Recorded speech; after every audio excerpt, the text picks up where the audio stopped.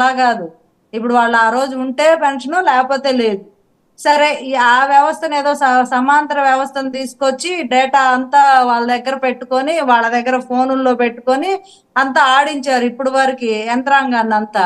మిగతా అన్ని వ్యవస్థలేమో నిద్రపోతున్నాయి చక్కగా నీళ్లు చల్లుకొని ప్రశాంతంగా ఎప్పుడు జనాలు వచ్చినప్పుడు లెగుస్తున్నారు అంతే. వాళ్ళకేం పనులు లేకుండా రెవెన్యూ వ్యవస్థకు పనులు లేవు, పంచాయతీ వ్యవస్థలకు పనులు లేవు, ఎవరికి పనులు లేవు. ఈ వాలంటీర్ అన్ని ఓల్ అండ్ సోల్ గా నాదే పెత్తనం అని చేశాడు మొన్నటిదాకా.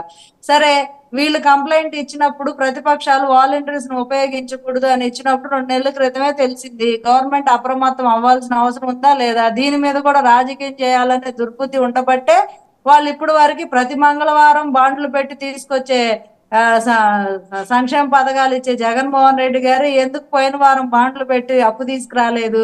ఎప్పుడు అప్పు తీసుకొచ్చే సంక్షేమ పథకాలు ఇస్తారు.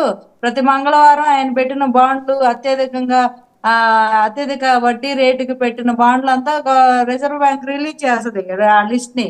మరి పోయిన మంగళవారం రిలీజ్ చేయలేదు అంటే వీళ్ళ దగ్గర ఖజానాలో డబ్బు లేదు. ఆ డబ్బు లేదని చెప్తే తంతారని చెప్పి మొహం మీద వస్తారని చెప్పి వాలంటీర్లు అనే ఒక సాకు సమయానికి ఇది వచ్చింది కాబట్టి వాడుకుంటున్నారని మా ఉద్దేశం.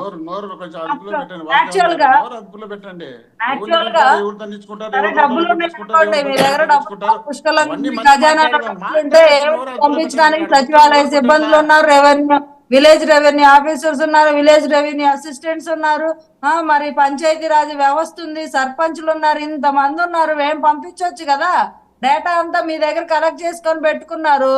పోయినసారి లబ్ధిదారులకి గతంలో ఉన్న 2014 నుంచి 19 ఆ టర్మ్ లో ఉన్న లబ్ధిదారులకి ఇప్పుడు 19 నుంచి 24 ఉన్న లబ్ధిదారులకి చాలా డిఫరెన్స్ ఉంది. మీరు లిస్ట్ ఒకసారి చూస్తే అర్థమైద్ది. అసలు జెన్యున్ గా రావాల్సిన లబ్ధిదారులకు ఎవరికి పెన్షన్ రాట్లా, తీసేశారు. కారు ఉందా, బైక్ ఉందా, కరెంటు బిల్లు దాటిందా, అది ఉందా, ఇది ఉందా, ఈ సుత్తి రూల్స్ అన్ని పెట్టేసి యాక్చువల్ గా రావాల్సిన వాళ్ళకి రావట్లా. ఓన్లీ వైఎస్ఆర్సీపీ మద్దతుదారులు మాత్రం ఈ పెన్షన్లు వస్తున్నాయి. ఒకవేళ పెన్షన్స్ తీసుకోకపోతే అవ్వ తాత ఇబ్బంది పడేది ఎవరు అంటే వైఎస్ఆర్సీపీ మద్దతుదారులే. వాళ్ళు ఇంకా జగన్మోహన్ రెడ్డి పెన్షన్ ఇవ్వలేదని వాళ్ళే ఓటేయరు. దీని మీద వచ్చే ప్రతిపక్షాలకు వచ్చేది ఏమీ లేదు. ఏదో మండిపడుతున్నారు, 60 లక్షల మంది ఇలా ఉన్నారు అలా ఉన్నారు పొట్ట కొట్టారని జాలి పలుకులు పలుకుతున్నారు. ఏమైంది పాపం జగన్మోహన్ రెడ్డి గారు భారతీయ సిమెంట్ నుంచి తీసుకొచ్చి ఇచ్చేయాల్సింది, వాళ్ళ వైసీపీ కార్యకర్తల చేత పంపించాల్సింది ఇంటికో 10,000.